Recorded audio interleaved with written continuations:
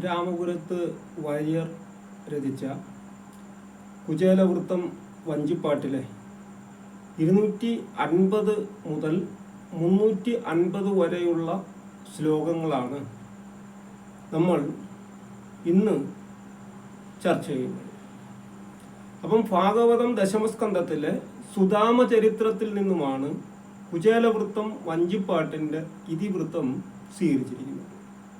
സന്ദീപനി മഹർഷിയുടെ ആശ്രമത്തിൽ ശ്രീകൃഷ്ണനും കുചേലനും ഒരുമിച്ച് ഗുരുകുല വിദ്യാഭ്യാസം നടത്തിയിരുന്നു. അപ്പോൾ ഗുരുകുല വിദ്യാഭ്യാസാനന്തരം ശ്രീകൃഷ്ണൻ ദ്വാരകയിലെ രാജാവായി. കുചേലൻ കുടുംബ പ്രാരാബ്ദങ്ങളാൽ ദരിദ്രനായി തീരുകയും ചെയ്തു. പണ്ഡിതനായ കുചേലൻ ശ്രീകൃഷ്ണനെ ഭജിച്ച് അങ്ങനെ കാലം കഴിച്ചു നീട്ടി. അതിനാൽ തന്നെ വീട്ടിലെ പ്രാരാബ്ദങ്ങളൊന്നും തന്നെ കുചേലൻ അറിഞ്ഞിരുന്നില്ല. ദാരിദ്ര്യം കൊണ്ട് ജീവിതം ദുസ്സഹമാവുകയും ഇല്ലം നിലംപൊത്താറാവുകയും ചെയ്തതോടുകൂടി പത്നിയുടെ അഭിപ്രായത്തെ മാനിച്ച് കുചേലൻ സതീർത്ഥ്യനെ കാണുവാൻ, ശ്രീകൃഷ്ണനെ കാണുവാൻ പോകുന്നു. നിർവ്യാജമായ സ്നേഹത്തോടെ കുചേലനെ ശ്രീകൃഷ്ണൻ സ്വീകരിക്കുകയും അനുഗ്രഹിക്കുകയും ചെയ്യുന്നു. ഇതാണ് കുചേലവൃത്തം വഞ്ചിപ്പാട്ടിൻ്റെ ഇതിവൃത്തം. ഈ ഇതിവൃത്തത്തെ നാടകീയമായ അവതരണത്തിലൂടെ വഞ്ചിപ്പാട്ട് രൂപത്തിൽ രാമപുരത്ത് വാര്യർ അവതരിപ്പിച്ചിരിക്കുന്നു. അപ്പം ഇനി നമുക്ക് മനസ്സിലാക്കേണ്ടത് രാമപുരത്ത് വാര്യരെ പറ്റി കൂടി ഏതാനും കുറച്ച് കാര്യം നമുക്ക് മനസ്സിലാക്കാം. രാമപുരത്തുകാരനായ ഒരു വാര്യർ എന്നല്ലാതെ രാമപുരത്ത് വാര്യരെ പറ്റി മറ്റ് അറിവുകളൊന്നും ആധികാരികമായി നമുക്ക് ലഭ്യമല്ല. എന്നാൽ മാർത്താണ്ഡവർമ്മ മഹാരാജാവിൻ്റെ നിർദ്ദേശപ്രകാരമാണ് താൻ ഈ കാവ്യരചന നടത്തുന്നത് എന്ന് കവി പ്രസ്താവിക്കുന്നുണ്ട്. അപ്പം മാർത്താണ്ഡവർമ്മയുടെ ഭരണകാലം 1729 മുതൽ 1758 വരെയുള്ള കാലമാണ്.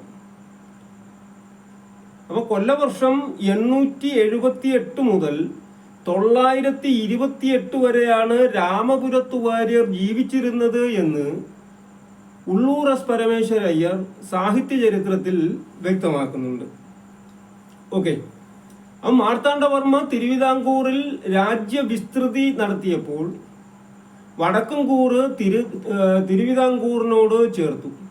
ഇതിനെ തുടർന്ന് രാജാവ് വൈക്കം ക്ഷേത്രം സന്ദർശിച്ച വേളയിൽ വാര്യർക്ക് രാജാവിനെ മുഖം കാണിക്കുവാനുള്ള അവസരം ലഭിച്ചു.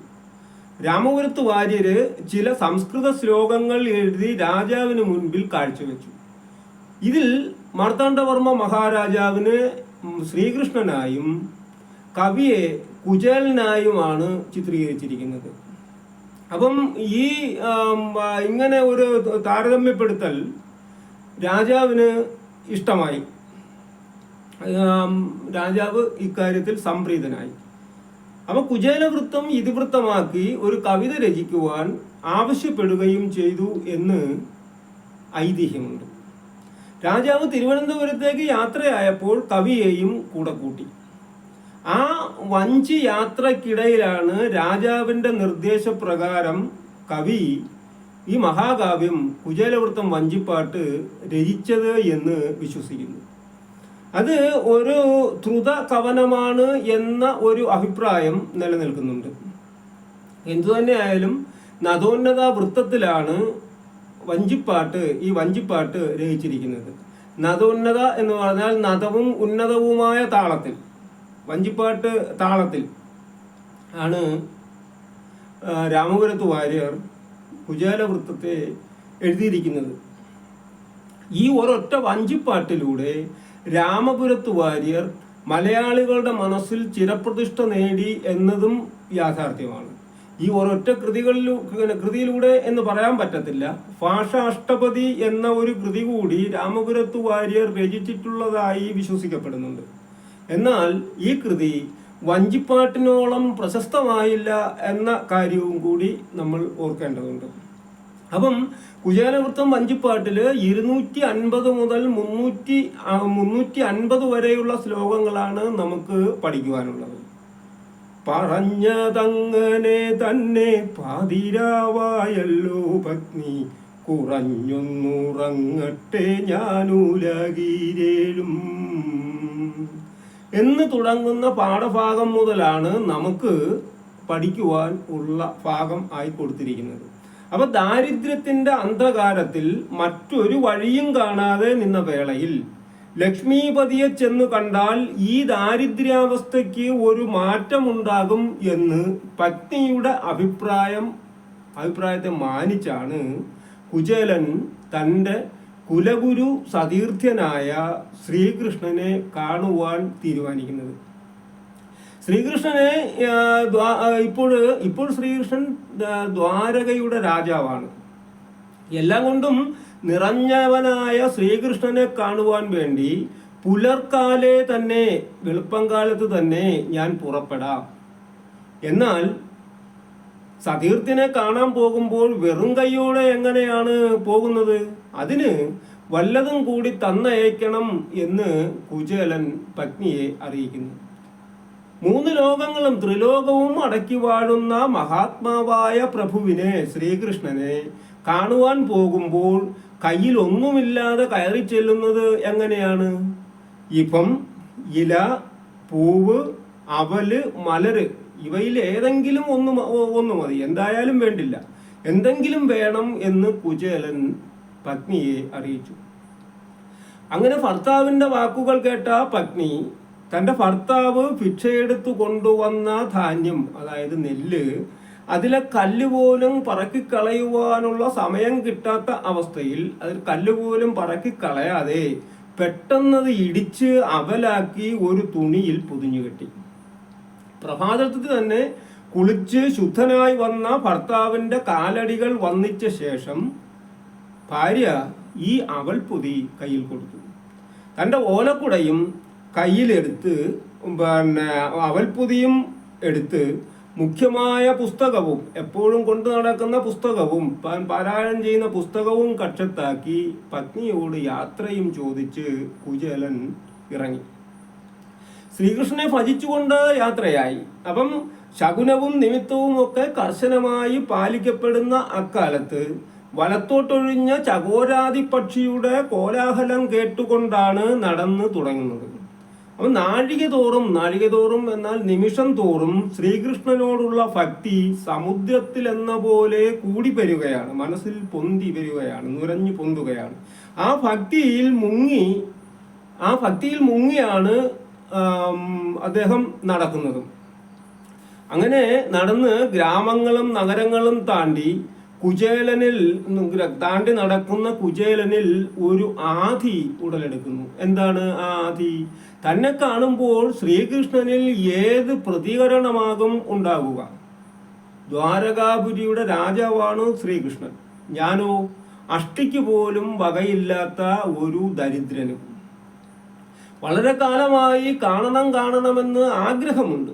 എന്നാൽ ഈ ആഗ്രഹം ഉള്ളിൽ ഉടലെടുക്കുമ്പോൾ തന്നെ നാളെയാകാം എന്ന് നീട്ടിക്കൊണ്ടുപോയതാണ്. അപ്പം ഇന്ന് കാണുമ്പോൾ ആ നാളിക നയനന് എന്തു തോന്നുമോ ആവോ എന്ന് കുചേലൻ ഓർക്കുകയാണ്. അപ്പം നാളികം എന്നാൽ കരിമ്പനയുടെ മുകളിൽ, നാളികം എന്നാൽ താമര എന്നാണ്, താമരപ്പൂവ്. അപ്പം നാളികം കരിമ്പനയുടെ മുകളിൽ എറിഞ്ഞതുപോലെ ആകുമോ താൻ പോകുന്നതിൻ്റെ അവസാനം എന്ന ശങ്ക കുചേലനിൽ രൂപപ്പെടുന്നുണ്ട്. അതായത് തൻ്റെ അഭ്യർത്ഥന നിരസിക്കുമോ എന്ന ഒരു ആധി. ഗുരുകുല വിദ്യാഭ്യാസം കഴിഞ്ഞ് ഗുരുവിന് ദക്ഷിണയും കൊടുത്ത് പിരിഞ്ഞതിന് ശേഷം പിന്നെ കണ്ടിട്ടേയില്ല.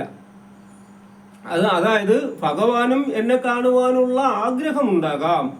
എന്തു തന്നെയായാലും ദ്വാരകയുടെ രാജാവായ ശ്രീകൃഷ്ണന് തൻ്റെ ഈ ദാരിദ്ര്യം തീർക്കുവാൻ കഴിയും എന്നുള്ള വിശ്വാസത്തോടെയാണ് കുചേലൻ നടക്കുന്നത്. അപ്പൊ അതുകൊണ്ട് തന്നെ സൗഹൃദം പുതുക്കി തൻ്റെ ദൈന്യത ഭഗവാൻ മനസ്സിലാക്കി എൻ്റെ ദൈന്യത ഭഗവാൻ ഒഴിവാക്കി തരും എന്ന വിശ്വാസവും കുചേലനിൽ രൂപപ്പെടുന്നു. പിന്നെയും കുചേലനിൽ ചിന്തകൾ മാറി മറിയുകയാണ്. ദ്രോണാചാര്യര് ദ്രുപദ മഹാരാജാവിനെ പോയി കണ്ട കഥ ഓർക്കുകയാണ്.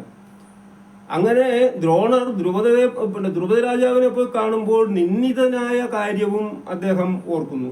അങ്ങനെ താനും നിന്ദിക്കപ്പെടുമോ എന്ന ശങ്ക പിന്നെയും മനസ്സിന് സ്ഥിരത വരികയാണ്. ഇല്ല, ശ്രീകൃഷ്ണൻ പ്രഭുവല്ലല്ലോ, അഥവാ ശ്രീകൃഷ്ണൻ രാജാവ് മാത്രമല്ല ഈശ്വരനാണല്ലോ എന്ന ഒരു വിശ്വാസവും സംതൃപ്തിയും മനസ്സിൽ ഉദിക്കുന്നു. അപ്പം അർജുനനോളം എനിക്ക് വലിപ്പമില്ല എങ്കിലും താനും ഒരു ബ്രാഹ്മണനായ പണ്ഡിതനാണ് എന്ന ഒരു ആത്മവിശ്വാസവും കുചേലനിൽ രൂപപ്പെടുന്നു. അതുകൊണ്ട് തന്നെ ഞാൻ പൂജിതനാണ്. അപ്പം അന്തണരെ അഥവാ അന്തണർ ബ്രാഹ്മണരെ ശ്രീകൃഷ്ണൻ ഒരു കാരണവശാലും തള്ളിപ്പറയുകയില്ല, ശ്രീകൃഷ്ണൻ സ്വീകരിക്കും എന്ന ഒരു വിശ്വാസം കുചേലനിൽ രൂപപ്പെടുന്നു. എന്തു തന്നെ ആയാലും എന്നെ കാണുമ്പോൾ ശ്രീകൃഷ്ണൻ സന്തോഷിക്കും, സൽക്കരിക്കുകയും ചെയ്യും. ഈ വിധ ചിന്തകളോടെ സമാശ്വാസത്തിലൂടെയും ആണ് കുചേലൻ ദ്വാരകയിലേക്ക് നടക്കുന്നത്. ഇങ്ങനെ പലവിധ ചിന്തകൾ ഉടറി നടന്നു നീങ്ങിയ കുചേലൻ ദ്വാരകാ നഗരി കണ്ട് വിസ്മയം പൂണ്ടു. ഇനി ദ്വാരകാ നഗരിയിൽ കുചേലൻ കണ്ട വിസ്മയകരമായ കാഴ്ചകളെയാണ് അടുത്തതായി വിവരിക്കുന്നത്. ഇഹലോകത്തോ പരലോകത്തോ ഇത്തരത്തിലുള്ള ഒരു രാജധാനി ഇല്ലെന്ന് തന്നെ പറയാം. വൈകുണ്ഠപുരി ഭൂമിയിലേക്ക് ഇറങ്ങി വന്നതാണോ എന്ന് തോന്നിപ്പോകും. അങ്ങ് പടിഞ്ഞാറേ കടലിൽ അലങ്കാരമായി ഒരു തുരുത്ത് കാണാം.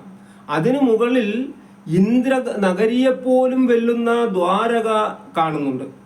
ഭഗവാന്റെ ആ നഗരി ആകാശത്തെക്കാൾ ഉയർന്നതാണ്, ആകാശത്തെക്കാൾ ഉയർന്നാണ് നിൽക്കുന്നത്. ആ നഗരി ശ്രീകൃഷ്ണൻ സ്വർഗാരോഹണം ചെയ്തപ്പോൾ മറഞ്ഞുപോയി കഴിഞ്ഞതാണ്. അപ്പം ദ്വാരക വെള്ളത്തിലാണ്ട കാര്യം കവി ഇവിടെ ഓർമ്മിപ്പിക്കുകയാണ്. ദ്വാരകയുടെ ചുറ്റുമായി കാണപ്പെടുന്ന പുറം കോട്ട ആകാശത്തോളം ഉയരത്തിൽ പൊങ്ങി നിൽക്കുന്നതാണ്. ആ കോട്ടയ്ക്കകത്ത് നിർമ്മിച്ചിരിക്കുന്ന രത്ന കൽത്തളം മിന്നിത്തിളങ്ങുന്നു.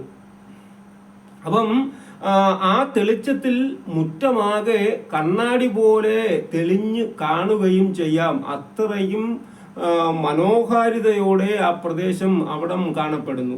ആകാശം മുട്ടി നിൽക്കുന്ന കോട്ടകളുടെയും കൊട്ടാരങ്ങളുടെയും എണ്ണം കണക്കാക്കുവാൻ പോലും പ്രയാസമാണ്, കണക്കാക്കുവാൻ പോലും പറ്റാത്തതാണ്. അപ്പൊ ശ്രീകൃഷ്ണന്റെ നഗരിയുടെ അഥവാ ദ്വാരകയുടെ മനോഹാരിത കാണുന്നത് പോലെ വർണ്ണിക്കുവാൻ എനിക്ക് സാധിക്കുന്നില്ല. എന്നാലും എൻ്റെ മനോദർപ്പണത്തിൽ തെളിയുന്നത് പോലെ ഞാൻ വർണ്ണിക്കാം എന്ന് കവി അഭിപ്രായപ്പെടുകയാണ്. അത്ര മനോഹരമാണ് ആ കാഴ്ച എന്ന് ചുരുക്കം. അത് കഴിഞ്ഞ് വർണ്ണന വീണ്ടും തുടരുകയാണ്. കോട്ടമതിൽ തോറും 4 ഗോപുരങ്ങൾ കാണപ്പെടുന്നുണ്ട്. അലങ്കരിക്കപ്പെട്ട ഈ കോട്ടവാതിലിനു നേരെ 4 ദിക്കുകളിലേക്കും രാജപാതയുമുണ്ട്. ഈ രാജപാതയുടെ ഇരുവശങ്ങളിലും അങ്ങാടികളും ആവണങ്ങളും ഉണ്ട്.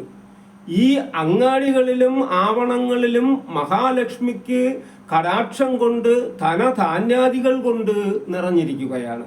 അപ്പം ധാന്യാദികളാൽ സമ്പന്നമാണ് അവിടം എന്ന് വ്യക്തം.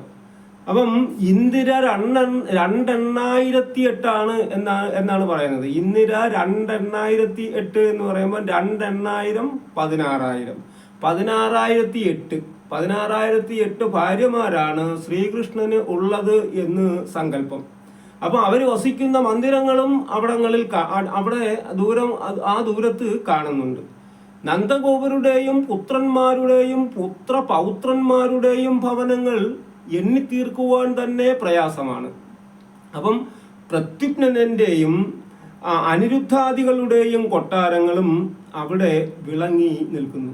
ശ്രീകൃഷ്ണന്റെ കൊട്ടാരത്തിൽ വിദ്യാദാതാക്കളായ വയോധിക ബ്രാഹ്മണന്മാരുടെയും സത്യാഗി കൃതവർമാവ് തുടങ്ങിയ മഹാരഥന്മാരുടെയും കൊട്ടാരങ്ങളോടൊപ്പം സാത്വിക സംഘത്തിൻ്റെയും കൊട്ടാരങ്ങൾ കോടിക്കണക്കിനായാണ് അവിടെ കാണുന്നത്. ചുരുക്കത്തിൽ ദ്വാരകാപുരിയിൽ ഇല്ലാത്ത ഇടമില്ല എന്ന് ചുരുക്കം. ഈ ഗൃഹങ്ങളെല്ലാം പൊൻശോഭയാൽ വിളങ്ങുക കൂടി ചെയ്യുന്നുണ്ട്. മാത്രമല്ല നിർമ്മലമായ പൂങ്കാവനവും പൊയ്കയും വേണ്ടുന്നതെല്ലാം ഓരോ പുരികളിലും വെവ്വേറെയായി കാണപ്പെടുന്നുണ്ട്. അപ്പം ദ്വാരകാപുരിയിലെ ഈ കാഴ്ചകളെല്ലാം അത്യാഹ്ലാദത്തോടെ കുചേലൻ നോക്കിക്കാണുന്നു. സുഹൃത്തുക്കളെ, ഇത്രയുമാണ് 350 മുതൽ 250 മുതൽ 350 വരെയുള്ള ശ്ലോകമാണ് നമുക്ക് പഠിക്കുവാൻ ഉള്ളത്. Okay, thank you.